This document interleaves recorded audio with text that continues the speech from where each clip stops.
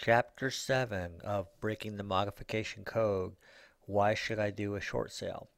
Well, you're probably at the stage where you've tried to do the refinance and maybe you were turned down. Then you tried to do the modification and either the modification that they presented to you was still unaffordable, or you're looking at your overall picture and you've decided that the house that you're currently residing in is too far negative equity. It has 200,000 underwater. It's going to take you forever to get back to zero. That it might be a strategic decision to go ahead and attempt to do a short sale. Well, this is where Coastal Mitigation Partners really shines. And we'll know at the point from the pro report or at the point of modification whether a short sale would make sense for you or not. It really will depend upon if the modification is affordable and just how far negative equity you truly are in the process. The other good thing about a short sale is it's kind of giving you a little bit more time in the house. Now, they will not grant a short sale typically without some kind of mortgage rate being on there. And if you're dealing with a Fannie Mae or a Freddie Mac short sale currently, at the time of this recording, they are running between 90 and 120 days to process them.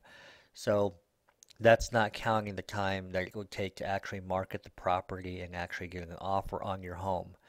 They can't even review the short sale option until they have an offer on your property. So short sales are taking between 4 and 9 months to complete. But if basically in a short sale you're not receiving any money, and if you're making payments to that, it's basically money down the drain. You can be putting that money in basically a savings account or a side account, um, because some of these servicers and lenders are requiring cash contributions to close out the short sale. I'll give you an example of that.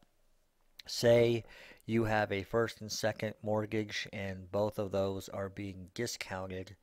That's what a short sale is basically they're taking less now rather than go through the foreclosure process. It makes sense for them to do that.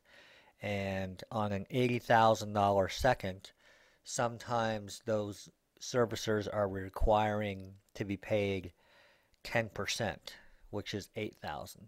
So they would write off or discount 72,000, and in order for them to release the lien, they would require 8,000 be brought to the closing table. Well, the first, they know this.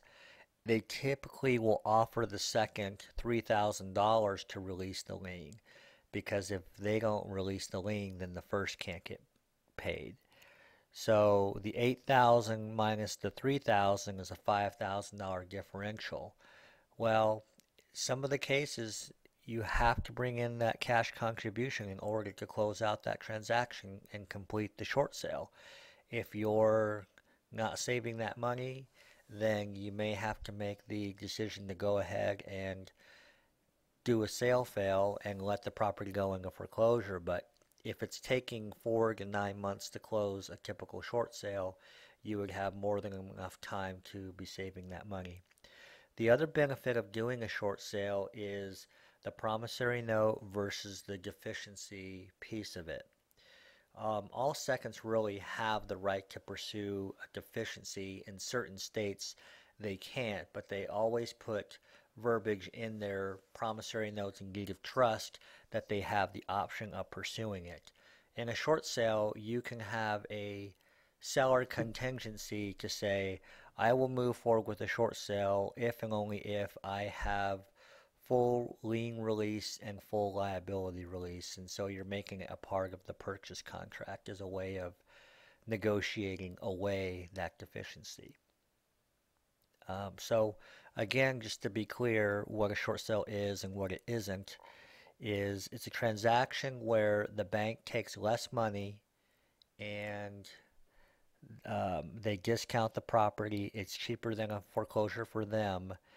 You don't get money out, and typically you may have to bring in funds. Moving on to Chapter 8.